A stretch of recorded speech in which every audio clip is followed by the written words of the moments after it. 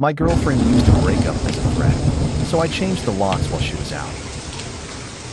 I am 31. I fully supported my girlfriend in my apartment for a year. Whenever she didn't want to be held accountable, she would casually threaten to break up with me, fully expecting me to panic and apologize. One night, she dropped the nuclear option and gave a simple request to help clean the kitchen. Instead of backing down, I simply said, "Okay." While she slept peacefully thinking she had won, I packed her bags, scheduled a locksmith, and permanently removed her from my life. Here is my side of the story. She looked at me from the couch, rolled her eyes, and said, "If you don't like how I do things, we can just break up." She said it like a lazy threat. She said it like a careless dare. She said it fully, arrogantly expecting me to panic, back down, and immediately apologize for annoying her. So, I looked back at her, and I simply said, "Okay." And then I made absolutely, mathematically sure she understood I wasn't bluffing. My name is Vincent Crawford. I am 31 years old, and I am a senior software engineer. My girlfriend was Shirley Laurie. She is 28 years old, and she works as a freelance social media consultant. We had been together for a little over 2 years. We had been living together in my apartment for exactly 1 year. And I want to be incredibly, painstakingly clear about the daily logistics of that specific apartment. The lease was entirely in my name. I paid the $3,000 rent every single month. I paid the electricity. I paid for the high-speed fiber internet she used to upload all of her content. I bought the groceries. I paid for the streaming services. Shirley's freelance income was incredibly inconsistent. Some months she made a little, most months she made absolutely nothing. So, I simply absorbed the massive financial load of 2 adults. I absolutely didn't hold it over her head. I never threw it in her face during an argument. I genuinely considered it part of building a solid, secure life together. But somehow, over the course of 12 suffocating months, the dynamic violently shifted. It slowly started feeling like I needed her absolute permission just to exist in my own home. I found myself constantly walking on eggshells around a woman who lived completely rent-free on my dime. The final breaking point happened on a Thursday night in late October. I had just gotten home at 7 o'clock after a brutal 12-hour sprint at the office. My brain was completely fried. I had a migraine throbbing behind my eyes. Shirley had been home since 2 in the afternoon. I walked into my own kitchen, and I saw exactly what I had dreaded seeing all day. The sink was overflowing with her dirty coffee cups and plates. Half-eaten takeout containers were scattered across the porch counters like absolute garbage. She was lounging on the living room sofa, scrolling through TikTok, with the volume bleeding loudly into my headache. I took a deep breath. I kept my voice completely neutral. I said, "Hey, did you happen to clean up the kitchen today?" She sighed. She sighed incredibly dramatically, like I had just asked her to manually solve climate change. She didn't even bother to look up from her phone screen. She just said, "No, I was busy, and I didn't feel like it." I took another breath. I swallowed my frustration. I said, "Okay, could you maybe help me clean it up now, before we figure out dinner?" That is exactly when she dropped the nuclear option. She snapped her head up, looked at me with pure, unadulterated annoyance, and said the magic words. "I am not your maid, Vincent. If you don't like how I do things, we can just break up." There was absolutely no emotional buildup. There was no actual crisis. It was just a lazy, manipulative threat she had clearly used a dozen times before. It was a conversational move, designed exclusively to instantly shut down the argument and violently force me into immediate compliance. I stood there in the middle of the kitchen for exactly 3 seconds. And in those 3 seconds, I realized something incredibly uncomfortable about my own life. She had used that exact line before. Different wording, maybe, but the exact same toxic, underlying message. Anytime I gently asked for help with the chores.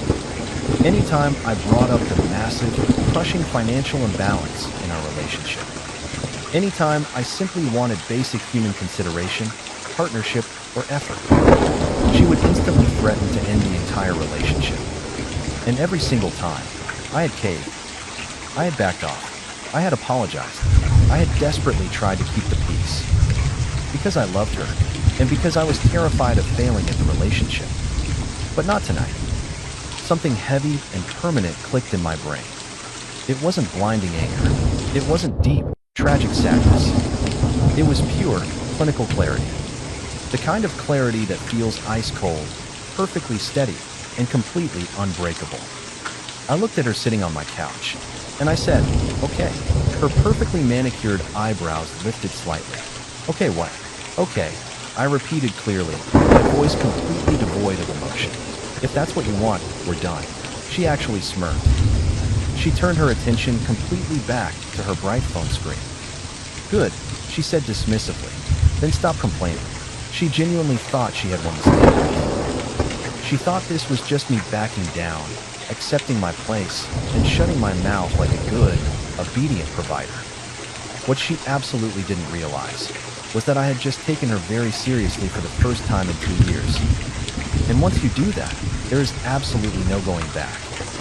That night, she acted like nothing had happened.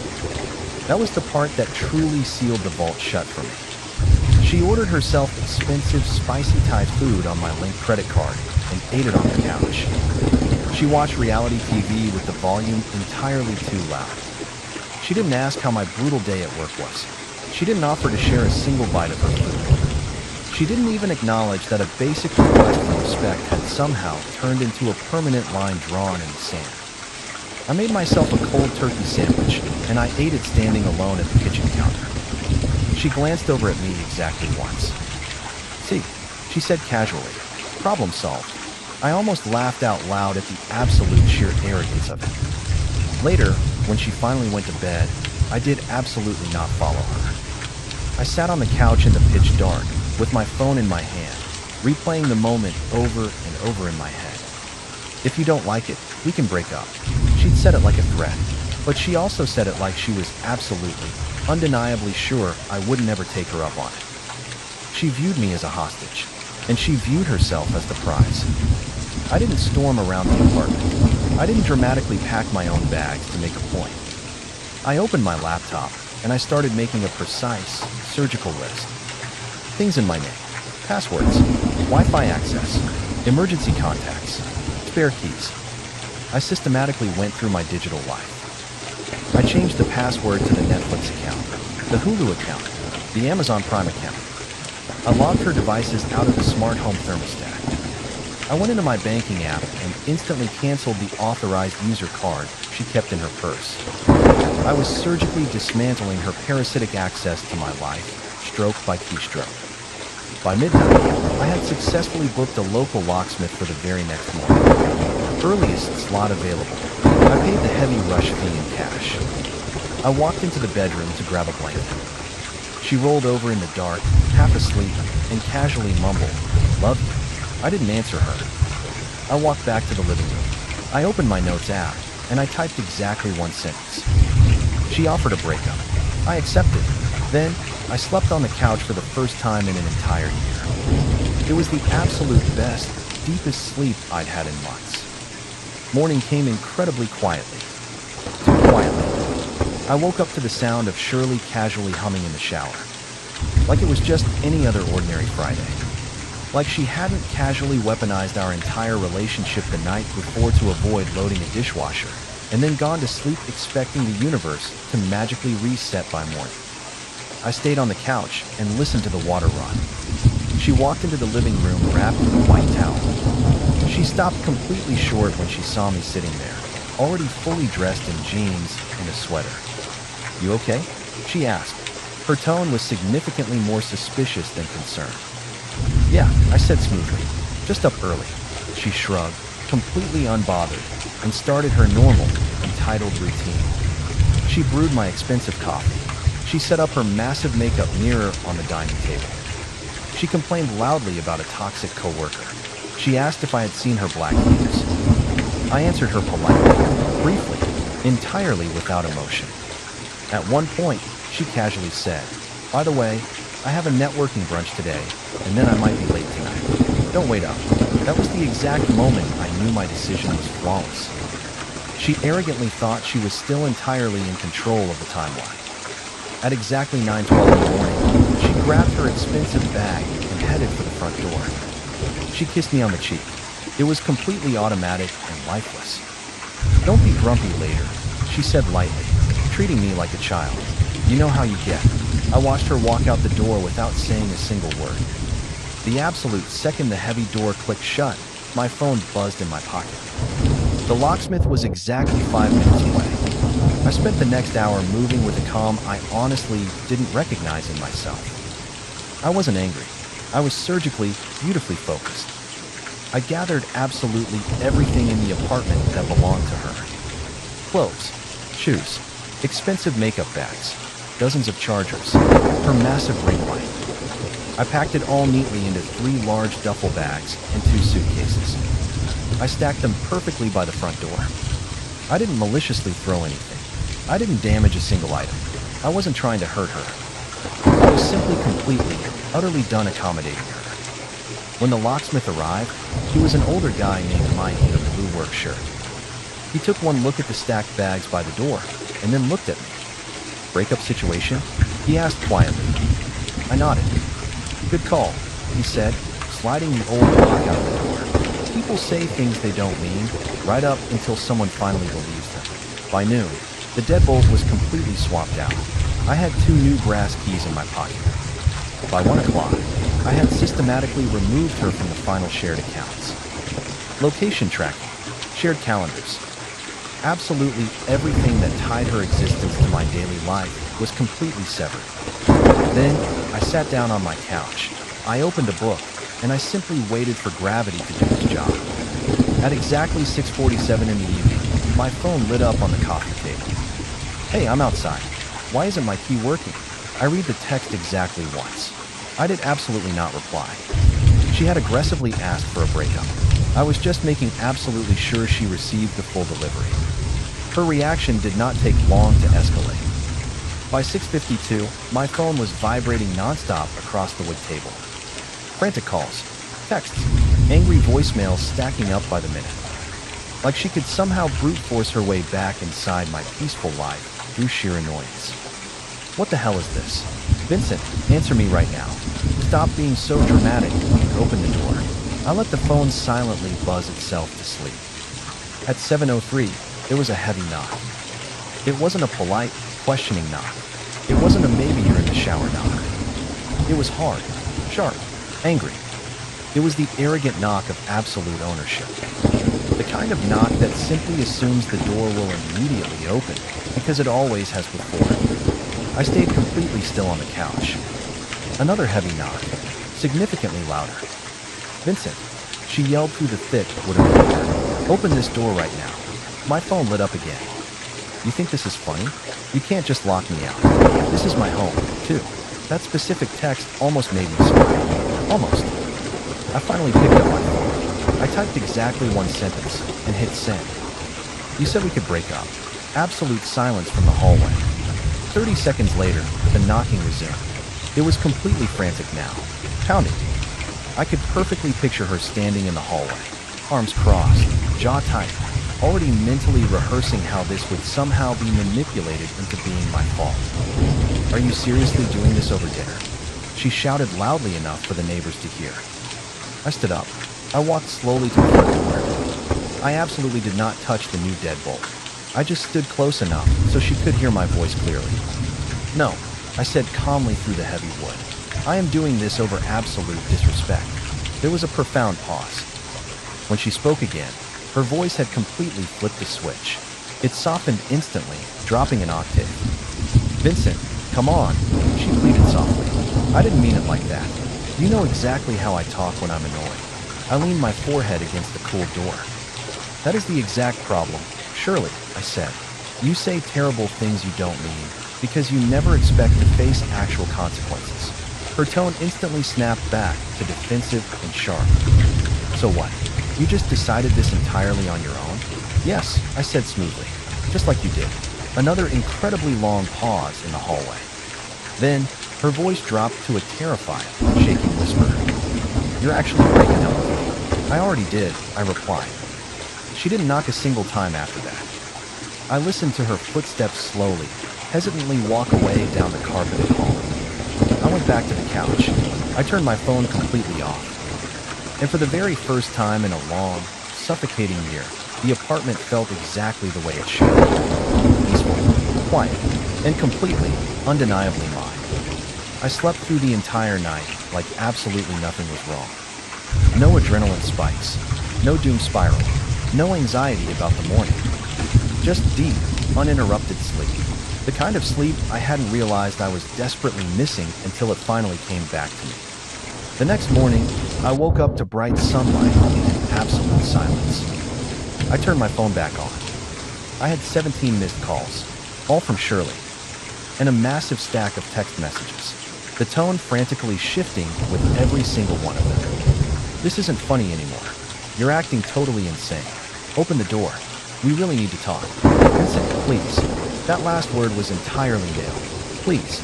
I didn't respond to a single one. I made a fresh pot of coffee. I took my time pouring it. I sat at the clean kitchen island she had claimed for months without ever once wiping it down. Around noon, she left a voicemail. I listened to it out of clinical curiosity rather than actual concern. Her voice sounded completely different. Exhausted, strained, stripped of all arrogance. I didn't think you'd actually do this, she whispered into the phone, her voice cracking. I was just mad. You always know that. You're really going to throw everything away over something so stupid? There it was again. Stupid. As if basic respect was entirely optional. As if an equal partnership was a massive favor I had to constantly beg for. I deleted the voicemail instantly. An hour later, there was another knock at the door. Not angry this time. Hesitant. Soft. I stayed exactly where I was. Vincent, she said softly through the door. I don't have anywhere to go tonight. I closed my eyes. This absolutely wasn't about dinner. It never was. It was entirely about how easily she would reach for the nuclear option whenever she didn't want to be inconvenienced. And how completely sure she was that I would never, ever call her bluff. I'll grab my stuff later, she added quickly, desperation leaking into her tone. We can just cool off. Just open the door. I walked to the door. I rested my hand flat against the wood. You told me we could break up, I said evenly. So we did. Silence. Then, barely above a whisper. I didn't think you meant it. I did, I replied. I stepped back, turned around, and walked into my bedroom. The hallway behind me went completely, permanently quiet. That was the exact moment it became mathematically real for her. And the exact moment I knew in my bones I was done for good. The next 2 days were quiet in a way that felt incredibly intentional. I went to work. I came home. I cooked for one. I slept diagonally across the bed she used to violently dominate like a queen claiming territory. I didn't check my phone much. I didn't need to. Whatever toxic panic was waiting there could wait forever. Late on the second night, morbid curiosity got the better of me. I turned my phone back on. 34 missed calls. More texts than I bothered counting. The early ones were angry, accusatory, and entirely predictable. You can't just do this. You're overreacting. Everyone thinks you're being ridiculous. Then, the tone radically shifted. Vincent, please answer. I didn't mean it like that. I was joking. You know that. Joking, right? Around 1:13 in the morning, the messages changed again. Pure panic. I'm at Rachel's, and she says I can only stay one more night. I don't know what you want from me. I can't sleep. I read them completely without reacting.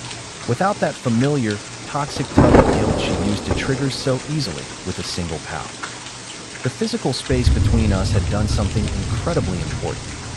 It had completely broken the spell of my own compliance. At 2:06 in the morning, the final message came through. Please, I'm sorry. I'll make dinner. I'll do better. Just let me come home. That single message sat glowing on my screen longer than the rest. Not because I believed a single word of it, but because I recognized exactly what it was. This was bargaining. This was pure panic. This was the terrifying realization that the ultimate leverage she had always relied on, the threats, the dismissiveness, the absolute assumption that I would always stay, was completely, permanently gone. I put the phone face down on the nightstand. I slept through the rest of the night. When I woke up the next morning, sunlight filled the room. There were no knots in my stomach. There was no creeping sense of waiting for the next conflict to drop. Just pure peace. She had asked for a breakup like it was a cheap joke. I had accepted it like an adult. And that mathematical difference changed my entire life. By the third day, the public narrative had predictably shifted. I found out because my phone started buzzing with messages from people who normally never involved themselves in my relationship. Mutual friends, a coworker she had met exactly twice, even her older sister. "Hey man, are you okay? Shirley is really upset. She says you locked her out over a joke." A joke. That's exactly what her emotional terrorism had been reduced to in her PR campaign. I didn't correct a single one of them. I didn't aggressively defend my honor. I had spent entirely too long explaining my valid reactions to a woman who never listened unless it financially benefited her. I wasn't about to start auditioning for public opinion now.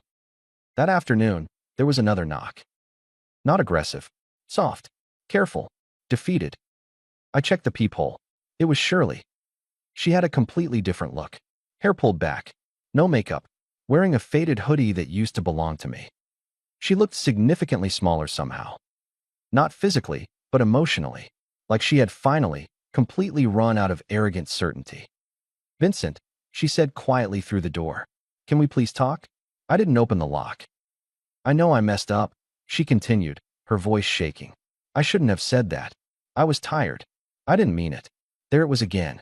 Didn't mean it. "You say things you don't mean," I replied firmly through the door. "Because you don't expect consequences." She swallowed hard. I could hear it. "I didn't think you'd take it seriously. That's the problem," I said. "I did." Her voice cracked just a little. "I don't understand how you could just flip like this." I leaned my shoulder against the wall, my eyes closed. "I didn't flip," I said. I finally stopped bending. Silence stretched heavily between us in the hallway. "I'll change," she pleaded. "I swear to God I won't say stuff like that anymore." I genuinely believe she believed that in the exact moment. But I also intimately knew the pattern. Apology when leverage is gone. Promises when comfort is threatened. A total reset to disrespect once stability permanently returns. "I'm not interested in promises," I said calmly. "I'm interested in peace." She let out a shaky breath. "So that's it?" "Yes." She stood there for another full minute, like she was desperately waiting for me to magically change my mind. When I didn't make a sound, she slowly turned and walked away. I watched through the peephole as she disappeared down the hallway. And for the absolute first time, I didn't feel an ounce of guilt. I felt resolved. The quiet truly settled in after that. Not the awkward quiet that feels like you're waiting for an ambush. The real kind. The kind that doesn't aggressively ask anything of you. I cleaned the entire apartment that evening. Not out of nervous energy, but because I actually wanted to. I threw out the half-used, expensive candles she insisted were a vibe. I cleared the fridge of the organic things I never liked, but had painfully learned to tolerate. I moved my furniture back to exactly where I wanted it, before everything had slowly shifted to suit her aesthetic preferences. It was incredibly strange how much physical and mental space came back once she was gone. That night, I cooked dinner. An actual, hot dinner. Not a cold sandwich. Not expensive takeout. Just something simple and mine. I ate it at the dining table instead of on the couch. Phone face down.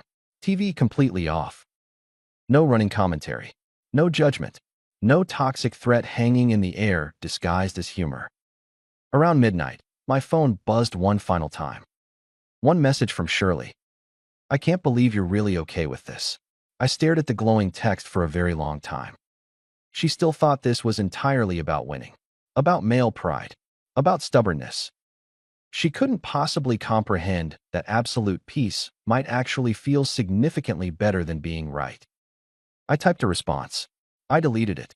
I typed again. Then, I simply locked my phone screen, and I went to sleep.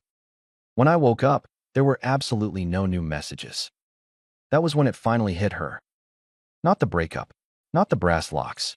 Not the silence. The terrifying fact that I had completely stopped reacting to her entirely. And that scared her infinitely more than any screaming argument ever could. Here is the ultimate thing I didn't understand until it was completely over. People who casually threaten to leave you absolutely never expect to be taken seriously. They expect pure fear. They expect compliance. They expect desperate silence. They expect you to frantically scramble to prove you're worth staying for. When I said okay, I didn't raise my voice. I didn't argue. I didn't dramatize it. I just calmly accepted her toxic terms. She thought dinner was the issue. She thought the new locks were a cruel punishment. She thought my absolute silence was cruelty. She was completely, fundamentally wrong. The issue was the exact moment she treated our entire relationship like cheap leverage. The locks were just necessary logistics. And the silence? The silence was absolute peace. She asked for a breakup like it was a weaponized threat. I gave her exactly what she asked for, and I kept it. And I absolutely do not regret a single second of it. That was Vincent's side, a man who finally realized that a partner who constantly threatens to leave isn't looking for a solution. They are looking for a hostage. For a year, Vincent paid the bills and absorbed the stress while his girlfriend, Shirley, used the threat of a breakup as a conversational nuke to avoid any accountability. When she dropped the threat one final time to avoid cleaning up her own mess in his apartment, she fully expected Vincent to beg and apologize. Instead, Vincent called her bluff. He calmly said, "Okay," changed the locks the next morning, and permanently evicted her from his peaceful life. Shirley thought she held all the power, only to realize that threatening to leave a man who provides everything is the fastest possible way to become homeless. What do you think? Was Vincent right to instantly change the locks and cut her off without warning, or should he have given Shirley a chance to take her threat back? Drop your thoughts in the comments. Subscribe to Silence Speaks for more stories about loud disrespect meeting quiet consequences. New stories every day. #betrayal drama.